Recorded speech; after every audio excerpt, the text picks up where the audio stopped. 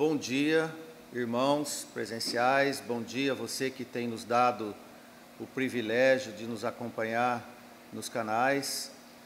Nós queremos agradecer a presença de todos e mais uma oportunidade que Deus nos dá para poder falar dele. Ficamos alguns dias ausentes, em viagens, em algumas igrejas, e hoje nós estamos retornando.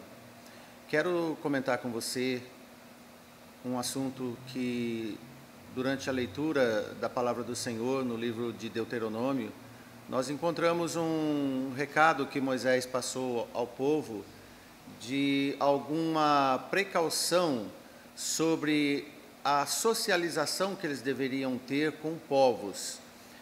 Antes de trazer o assunto em si, eu quero fazer um comentário paralelo que nós também, quando éramos crianças, nossos pais eram todos preocupados conosco. Você lembra disso?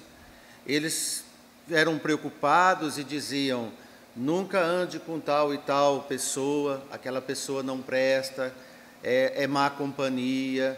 Era uma ordem quase que expressa, não era um aconselhamento, mas era uma ordem para que o que os pais tivessem ensinado em casa não fosse maculado depois na escola, na brincadeira de rua ou com os colegas e tais. No entanto, alguns colegas, alguns dos nossos primos, até que ele fazia uma tolerância de que pudéssemos andar juntos, brincar juntos. Mesmo assim, éramos observados com quem andávamos e o que nós dizíamos. Na verdade, nossos pais tinham muito amor por nós, muito zelo por nós, e eles queriam nos livrar de más influências, palavras que não nos convinham aprender, maus costumes. E então nós ficávamos separados de alguns que até gostaríamos de estar juntos. Era uma forma de preservar a educação que nos davam e nos isentar de costumes estranhos e também ser isentados daqueles que eles não queriam junto conosco.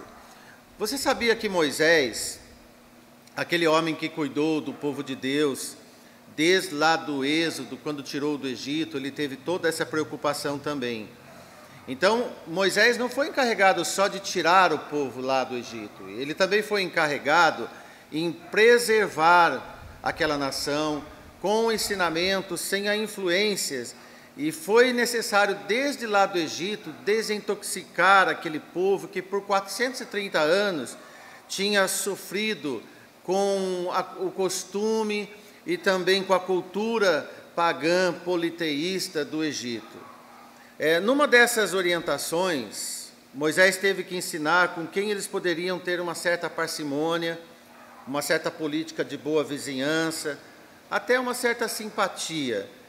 Não significava que tinham que viver de mão dadas, não era isso que Moisés falava, mas que tinha que ter um certo relacionamento, ainda com uma certa distância, para não perder a fidelidade e o culto a Deus, que era o principal de tudo.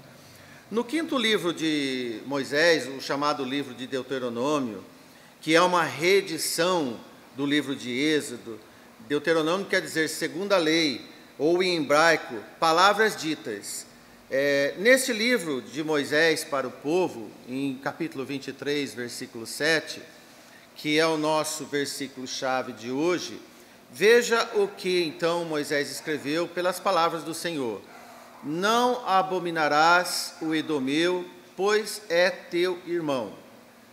Nem abominarás o egípcio, pois estrangeiro fostes na sua terra. Amém? Então aqui 2 povos, o mesmo recado. Abominar é detestar, é odiar, é repelir. Sendo assim, eles não podiam odiar, ter rejeição, tipo olhar com cara feia para eles, o olhar de inimigo para os seus irmãos, no caso dos edomitas, e nem também para o seu antigo hospedador, os egípcios. Os edomeus, como nós lemos no nosso versículo, eles tiveram uma história muito longa desde o ventre, com a família de Jacó, como o Senhor dirigia Israel. Era um pano para muita manga, e era questão de irmandade, e é relativo a Edom. Lembra-se de Esaú, filho de Isaque, aquele que trocou a sua primogenitura por um prato de lentilhas, aquele prato vermelho. Daí veio o nome Edom, porque Edom, ele significa vermelho. Então, esses dois povos tinham um certo problema já de ventre. Eram irmãos, não eram estranhos. Irmãos não podem se odiar, nem detestar um ao outro. Não deve ficar um abominando o outro. Tiveram encontros acirrados, a Bíblia relata vários encontros, até Davi tendo encontro de sujeição, de guerras com eles. Então essa história foi muito truncada, e Moisés apela para não guardar mágoas do seu irmão, nem tratá-los como inimigo.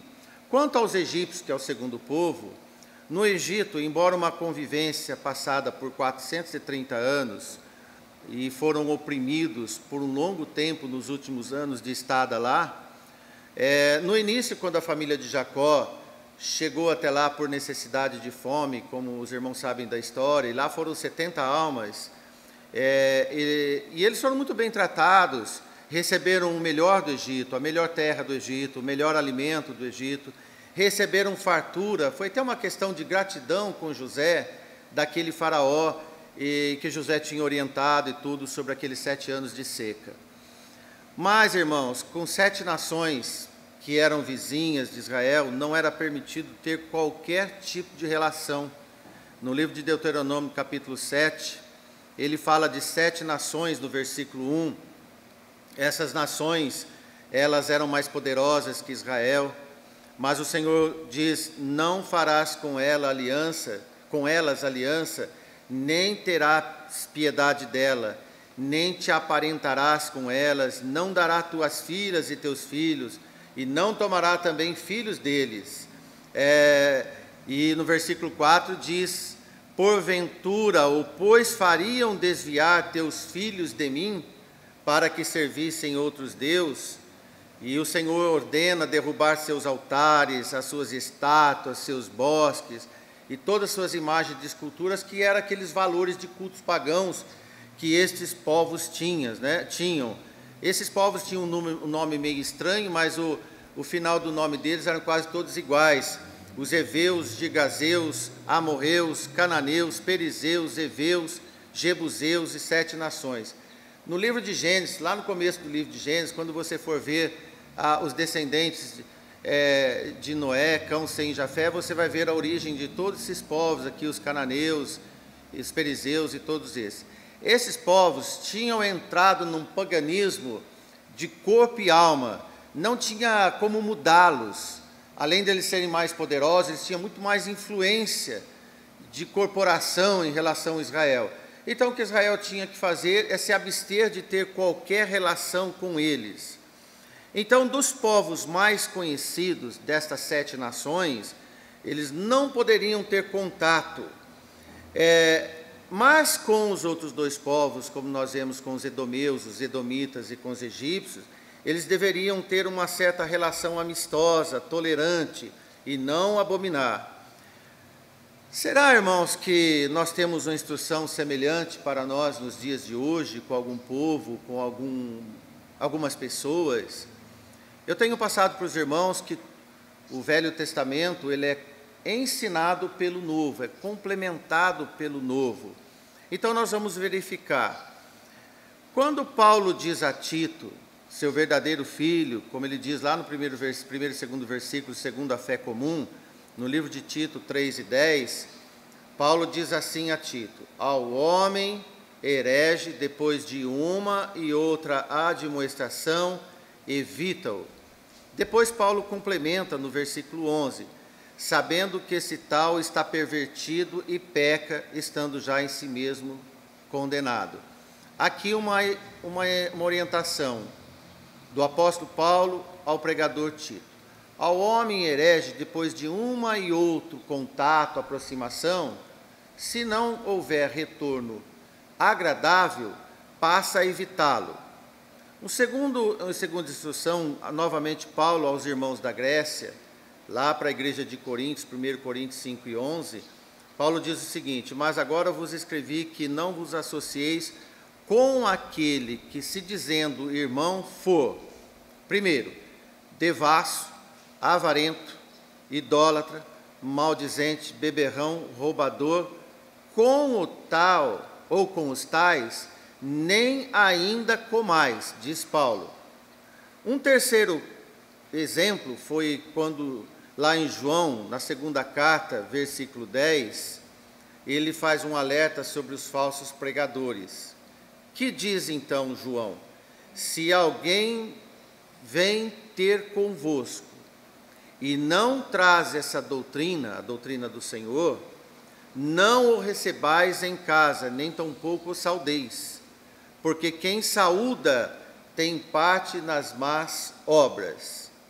Olha, irmãos, nessas três referências, lembrando do que Moisés passou para o povo, e agora os apóstolos passando para nós, questão de socialização, de contato, de amizade, de parcimônia, nós vemos algumas palavras fortes aqui, decisivas, que cabe a nós prestarmos bastante atenção.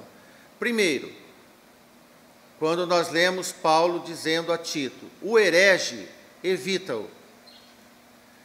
Segundo, não comer com o avarento aquele obcecado em juntar dinheiro, aquele que é depravado, que fala coisas que não deve, que falam coisas de lascívias, sensuais, aquele que é cegamente apaixonado por alguma coisa, por algum ídolo, por alguma agremiação, o idólatra, aquele que tem o hábito de sempre falar mal dos outros, sentou ao lado, sentou à frente, está falando mal dos outros, o maldizente, o roubador, o beberrão, aquele que é bebedor contumaz, aquele que não fica sem tomar uma e sempre te convida para tomar uma com ele.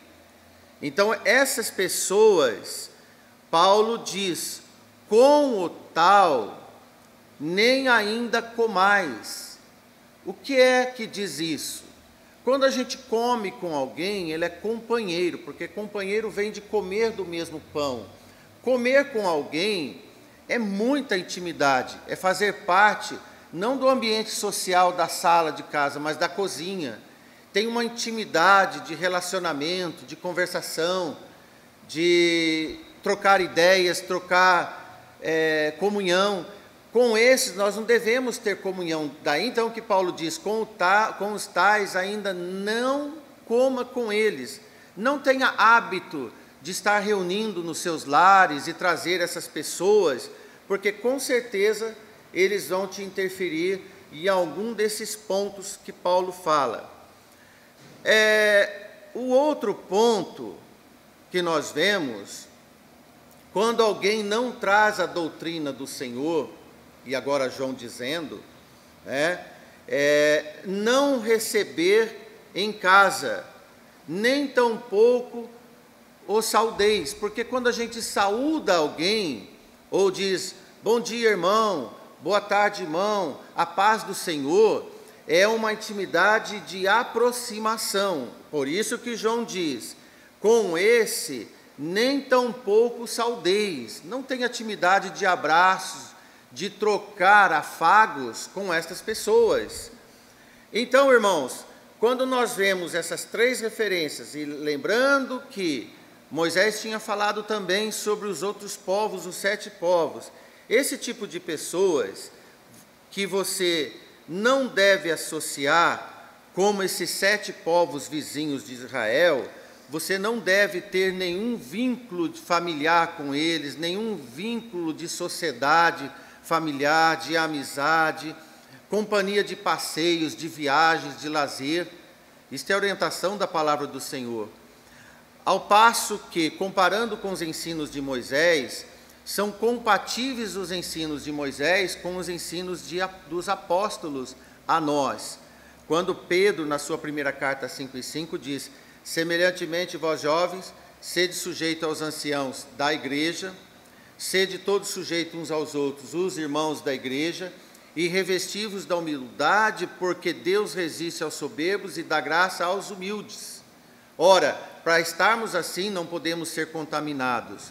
Da forma que nossos pais nos preocuparam com a perseverança da nossa formação, evitando más influências, da forma que Moisés escolheu para separar o povo de Israel de certos povos, para evitar más influências, como nós vimos, não contrair casamento, não aproximar-se, e ter uma certa parcimônia com seus irmãos edomitas, e uma certa parcimônia com aqueles que um dia hospedaram, nós vemos aqui um reconhecimento de Deus, de gratidão, tanto aos irmãos, tanto àqueles que um dia hospedaram seu povo. Assim também nós devemos cuidar de nós, dos nossos filhos, da igreja, que faça-se cumprir a promessa de Deus no Senhor, de gerações e gerações, sem interferência mundana. Para terminar, na carta aos Efésios, capítulo 3, versículo 20, diz: ora, aquele que é poderoso para fazer muito mais abundantemente, além daquilo que pedimos ou pensamos, segundo o poder em que nós opera, a este glória na igreja, por Jesus Cristo, em todas as gerações, para todos sempre. Amém. Se você ama as suas gerações, se você ama o seu irmão, se você ama a sua família, você tem que proteger sua família, ter cuidado dela.